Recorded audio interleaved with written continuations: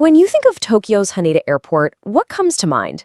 Probably spotless terminals, right? Absolute efficiency. But what if I told you that behind that perfect image, the latest financial results are telling a very different story? We're talking unexpected turbulence for a company that seems like it's always flying high. So yeah, let's get into it. So you've got this two-sided coin, right? On one side, Haneda is the undisputed champion, a global benchmark for how to run an airport. But flip it over, and the reality is a whole lot messier. We're going to see how financial pressures are forcing them to look way beyond the numbers on a balance sheet and straight into the heart of their own company culture. All right, here's our flight plan for this explainer. First, we'll cover just how top tier this airport really is. Then, we'll get into the duty-free drama that started all this. After that, we'll look at how they're trying to fix things, both financially and culturally. And finally, we'll check out their roadmap for the future. Sound good? Let's go. Okay, let's kick things off with Section 1, ACHOP, Airport's Turbulence. And look, to really get why this whole situation is such a big deal, you first have to appreciate just how unbelievably successful Haneda normally is. I mean, just look at this trophy case. It's kind of insane. We're talking 13 years in a row as the world's cleanest airport, a decade as a 5-star airport. The demand is so crazy that airlines can't even get a daytime slot. They're all taken. So let's be clear, this isn't just some good airport. It's an absolute titan of the industry. And that's exactly why its financial stumbles are so shocking. Which brings us right to the heart of the matter. Section 2, the duty-free downturn. This is where we start to see the cracks appear, where the financial engine of this powerhouse airport really began to sputter. Okay, check out this revenue mix. It tells you everything you need to know. Almost 40% of their entire revenue comes from merchandise sales.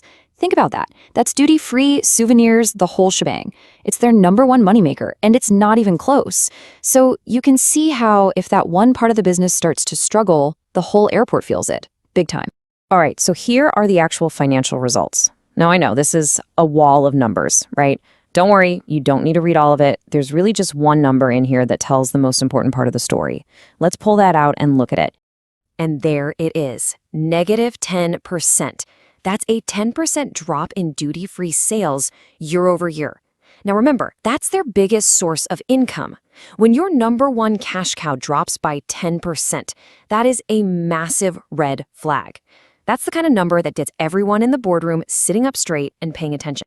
So what went wrong? Well, according to Haneda, it was kind of a perfect storm. First, the yen got stronger than they expected.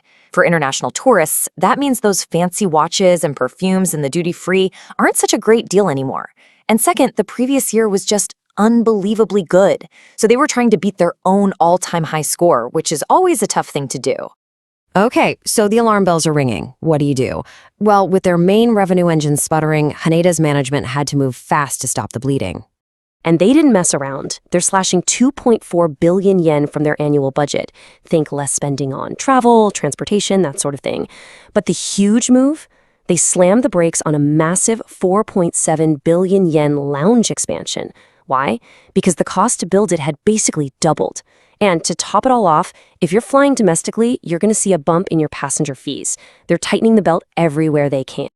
But you know what? This story isn't just about money.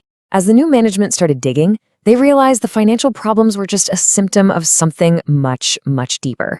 This next part is about a challenge that you can't find on a balance sheet. It's about trust. So you have to ask yourself, what's really going on here? That 10% drop? It wasn't the actual problem. It was a sign that something else was wrong. The real question was, what was happening inside this supposedly perfect organization? And then we get this. This is a quote from Haneda's new president. And honestly, it's pretty shocking. He's not blaming the economy or a strong yen. He's pointing the finger directly at his own management team.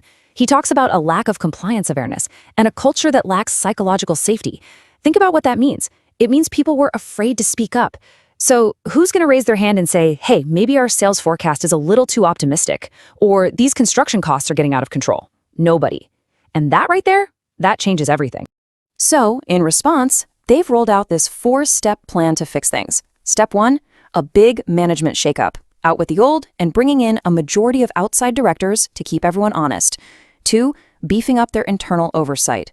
3, and this is a big one, they're totally redoing their whistleblowing system with an outside law firm, so people actually feel safe reporting problems.